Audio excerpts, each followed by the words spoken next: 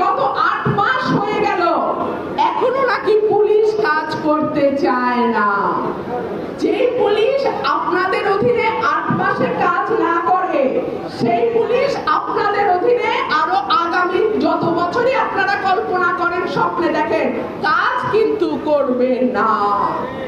দলীয় সরকারের সুবিধা হচ্ছে কেন্দ্র থেকে তৃণমূল পর্যন্ত দলীয় সরকারের একটা ভিত্তি থাকে, একটা জবাবদিহিতা থাকে, একটা স্বচ্ছতা থাকে। এই সরকার বা অনির্বাচিত সরকারের সেটা থাকে না। আর একটা কথা, এই সরকারের ভিত্তিটা কি? এই সরকার কিসের উপরে এসছে আপনারা জানেন?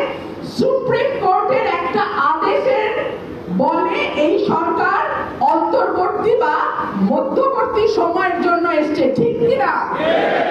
সেই সুপ্রিম কোর্টের অর্ডারটা আমি দেখেছি, আমি একজন আইনজীবী, আমি সেই অর্ডার দেখেছি, আমি অর্ডার পড়েছি।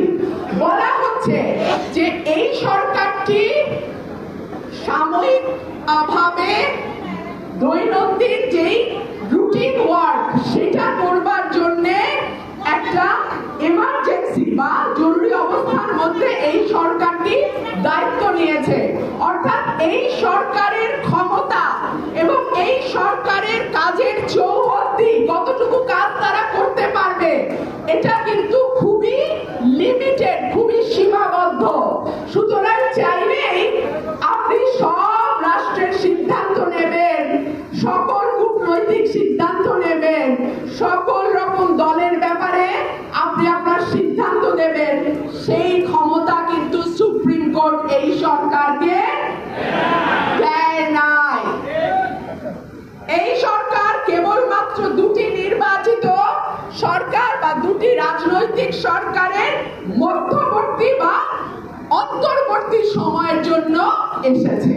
সুতরাং মানুষ এখন চায় একটা স্থিতিশীল সরকার, জবাবদিহিতামূলক সরকার, নির্বাচিত সরকার, নিজেদের ক্ষমতা, নিজেদের পছন্দ, নিজেদের ভোটের অধিকার প্রয়োগ করে যেই সরকারকে আনা যায় সেই সরকার, ঠিক না? ঠিক না? সো বাংলাদেশের মানুষের এই নারীর বিষয়টা আমি অনুরোধ করব, যারা সরকারে আছেন আপনারা বোঝার চেষ্টা করুন।